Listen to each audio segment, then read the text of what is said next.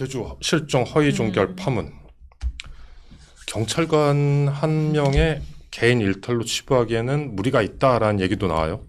수사 관행이나 내부 지휘, 감찰 시스템 붕괴라는 얘기도 있는데 어떻게 보세요, 이건? 네. 먼저 참 이게 너무나 안타까운 일이고 유가족 여러분들께 정말 먼저 애도를 표해야 될 것 같습니다.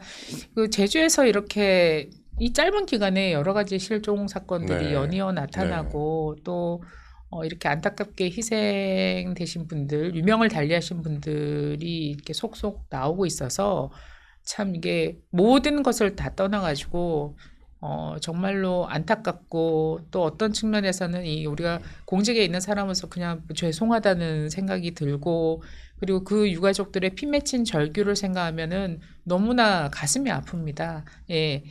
그런데 이 사건들을 이제 들여다보면 굉장히 우리가 이 사건들을 그냥 넘길 수 없는 사안이 돼버렸죠. 이게 하나의 실종 사건, 하나의 돌아가신 이런 사건이 아니라 이 사건이 주는 지금 이 현재의 대한민국에 주는 메시지가 지금 너무 큰 거죠. 그리고 최근에 이런 일련의 사태에서 보면은 아주 특이한 점이 하나가 있습니다. 네. 과거에는 희생자나 아니면 사망자의 유가족들이 희생자와 사망자들이 알려지기를 원하지 않으셨습니다. 네. 그래서 저희가 어떤 사건이 일어날 때 그 희생자나 사망자의 가명을 써가지고 그 사건에 그렇죠. 대해서 우리가 설명을 한다던가 예를 들어서 서지영 씨가 네. 사망을 했다. 예를 들어서 이름 붙인 그러면 법안. 네. 남의 이름을 하기 어려우니까 제가 네. 그러면 그 본명을 안 쓰는 거죠. 네. 그래가지고 순이라고 하면은 네. 이순이 사건 이런 그렇죠. 식으로 우리가 가명을 붙여가지고 얘기를 했었습니다. 그런데 이번에 여러 지금 피해자 사건들을 보면은 유가족들이 실명을 공개한다. 네. 그리고 사진도 공개했죠. 희생한 네. 그 가족의 사진도 공개한다. 네. 왜냐하면 이건 뭐냐면 이 유가족들이나 희생자의 가족들이 이제는 이 시스템에 대한 신뢰가 없다라는 걸 전 이번에 느꼈습니다. 이 정도로 해야지 좀 그렇습니다. 어필이 국가 시스템에 되겠- 대한 신뢰가 무너졌기 때문에 이제 이것을 그 안타까운 희생자의 그 얼굴과 그리고 실명을 공개함으로써 국민과 언론에 지금 호소하고 있는 상태라고 생각을 합니다. 이 굉장히 저희가 주목해야 되는 사안이라고 봅니다. 맞습니다. 그래서 지금 민주당에서는 경찰도 개혁하겠다라고 TF를 만들었는데 소 잃고 외양간 고치는 거 아니냐라는 비판도 많이 나오더라고요. 그렇습니다. 소 잃고 외양간이라도 고쳐야죠. 그러나 이거는 근본적으로 접근할 필요가 있는 게 일단 경찰관 한 명이 셀프 종결 시스템을 가지고 있었다는 게 굉장히 문제죠, 사실은.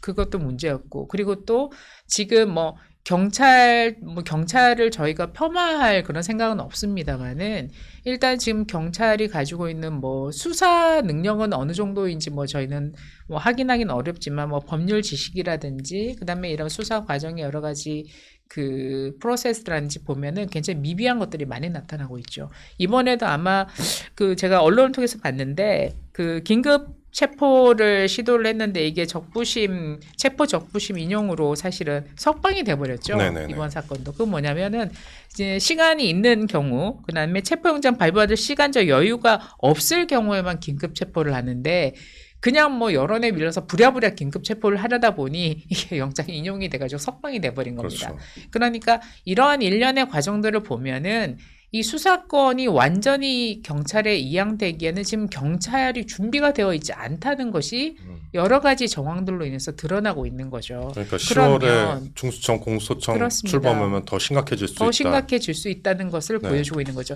이 사건 자체가 직접 보안 수사권과 연결되는 건 아니지만 그렇죠. 아직까지는 네. 보안 수사권이 있으니 연결된 건 아니지만 앞으로 일어날 일을 예고해주고 있는 거죠. 굉장히 심각하게. 그러면 이런 것에 대한 보안 수사권을 완전히 폐지할 때 이런 것에 대한 논의가 없었느냐? 없었던 게 아닙니다. 수많은 학자와 그다음에 관계자들과 그다음에 또 야당은 이루 말할 것도 없고 여당 내에서도 그런 우려가 있었고 있었죠. 전문가들의 의견이 다 있었습니다. 네. 그럼에도 불구하고 무조건 검찰의 수사권을 완전히 박탈시키기 위해서 이 정부와 여당이 이런 것들을 다 무시하고 그냥 밀어붙인 겁니다. 밀어붙였는데 이제 와가지고 이제는 또다시 경찰을 개혁하겠다? 그럼 또 경찰을 개혁하고 또 그다음에 뭘 또 개혁할지 모르겠습니다. 네. 그래서 이렇게 그 국민의 민생과 직결되고 국민의 삶과 그다음에 국민의 여러 가지 안전과 관련되는 것에 대해서 네. 이런 식으로 마치 이 정권의 정치보복하듯이 검찰에 대한 사실상 정치보복 아닙니까? 네. 그러려고 이 많은 수많은 희생자들의 삶을 무시한 거죠, 사실은. 그렇기 때문에 이번 그 보안수사권 완전 박탈은 너무나 큰 문제가 있는 것이고 네. 이게 단순히 뭐 형사 그 사법 체계의 붕괴를 넘어서서 국민의 어떤 안정장치를 붕괴시킨 거나 마찬가지다라고 비판을 받고 있는 거죠. 그렇기 때문에 이거는 앞으로 경찰을 어떻게 하겠다라는 문제가 아니라 근본적으로 돌아가서 보안수사권 부분에 대해서 다시 재검토할 필요가 있는 것이고 어차피 이 정권은 법 잘 통과시키지 않습니까? 통과시키고 나서 보완하겠다. 어떻게 이렇게 사법체계를 뭐 70년 만에 사법체계를 이렇게 완전히 뒤바꾸는 일을 해놓고 다시 보완하겠다. 해놓고 다시 보완하겠다. 굉장히 무책임한 태도일 수밖에 없습니다. 네.